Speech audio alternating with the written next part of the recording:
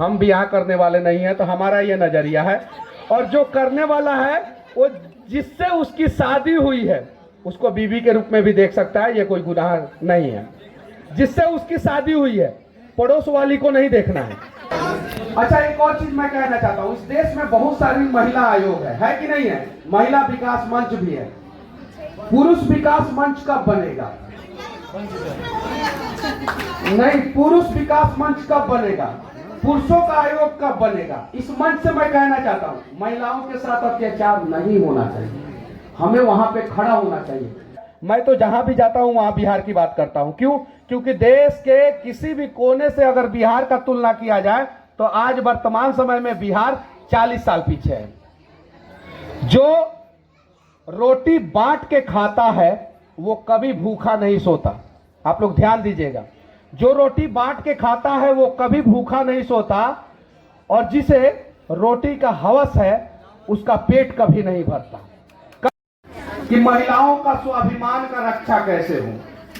जब तक हम महिला, औरत और स्त्री के नाम से इन लोगों को संबोधित करेंगे तब तक इन लोगों के स्वाभिमान की रक्षा नहीं होगी। जिस दिन हम लोग समझ लेंगे कि हमारे घर में, हमारे गांव में, हमारे समाज में, हमारे राज्य में, हमारे देश में एक बेटी है, एक बहन है, एक मां है, जिस दिन ये नजरिया हमारा बदल जाएगा उस दिन हमारे देश में सारी की सारी महिलाएं जो है वो सुरक्षित हो जाएगी। महिला, स्त्री और औरत, बेटी, मां और बहन में जिस दिन बदल जाएगी उस दिन जो है हमारे देश के हर एक कोने में हर एक बेटी, हर एक मां, हर एक बहन जो है वो सुरक्षित हो जाएगी।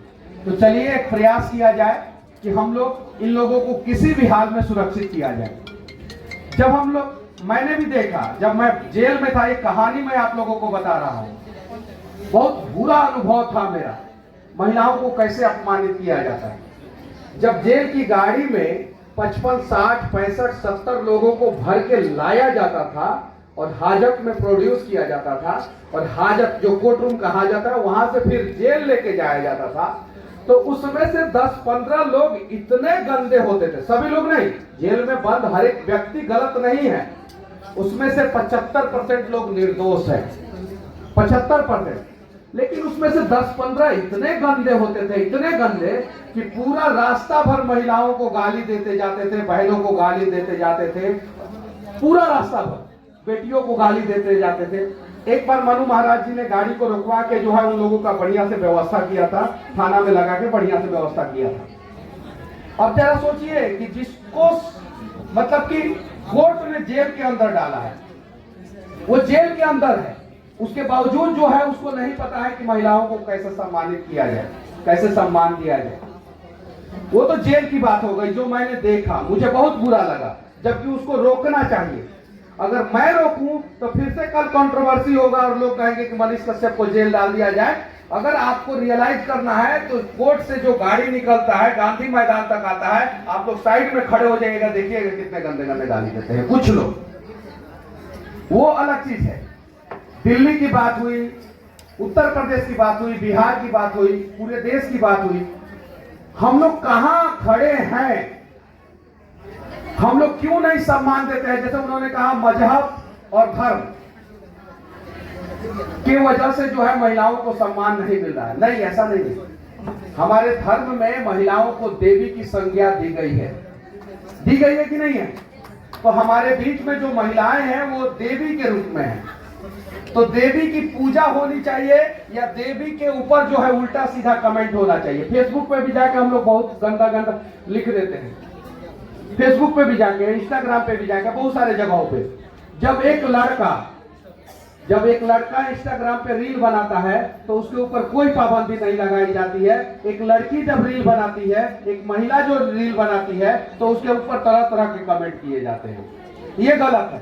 लेकिन महिलाओं से भी मैं कहना चाहता हूं, आप अपनी संस्कृति और सभ्यता का ख्याल रखते हुए इंस्टाग्राम पे रील बनाएं या इंस्टाग्राम का CEO बन जाए, आपको रिस्पेक्ट मिलेगा। लेकिन जहां आप अपनी संस्कृति और सभ्यता का ख्याल नहीं रखिएगा वहां रिस्पेक्ट नहीं मिलेगा। मैं बहुत कड़वा बोलता हूं, इस मन से बोल रहा हूं। कुछ लोग बोलता है कि कपड़ा पहनने की आजादी है, हम छोटा पहने या बड़ा पहने, तुम कमेंट करने वाले कौन होते हो? नहीं, गलत। आप समाज के खिलाफ कपड़ा नहीं पहन सकती हैं। आप ऐसा कपड़ा नहीं पहन सकती हैं जिससे जो है समाज में गंदा मैसेज जाए। आप अगर महिला है, औरत है, स्त्री है, तो आपको जो करना है करें। लेकिन अगर आपको बहन बनना है, बेटी बनना है, माँ बनना है, तो संस्कृति और सभ्यता का ख्याल रखना होगा किसी भी हाल में। तो क्या आप लोग इसके लिए तैयार हैं?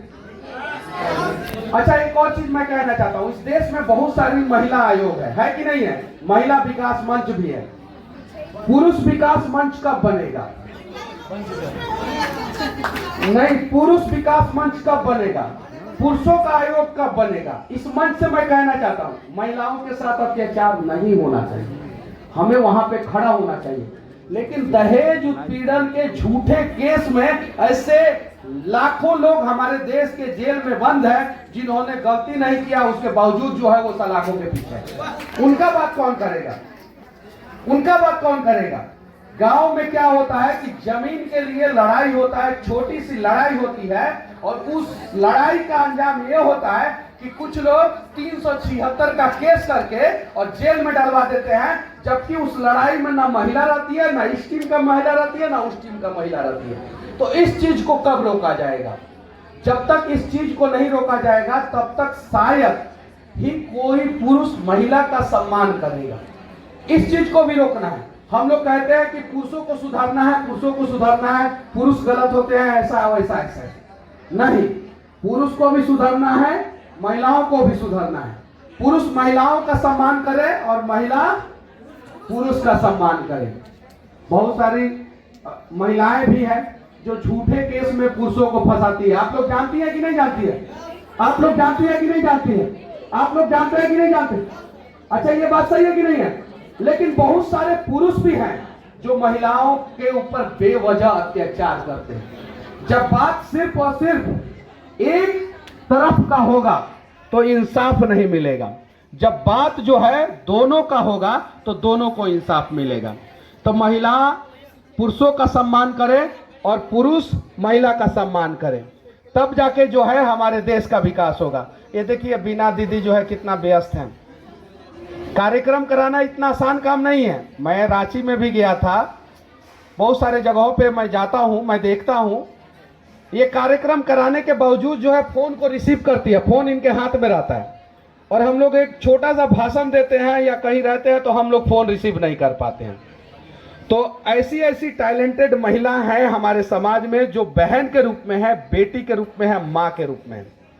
तो हम सभी प्रण लें कि आज के बाद से हम किसी भी महिला को देखेंगे तो बहन के रूप में देखेंगे, बेटी के रूप में देखेंगे, माँ के रूप में देखेंगे। हम ब्याह करने वाले नहीं हैं, तो हमारा ये नजरिया है।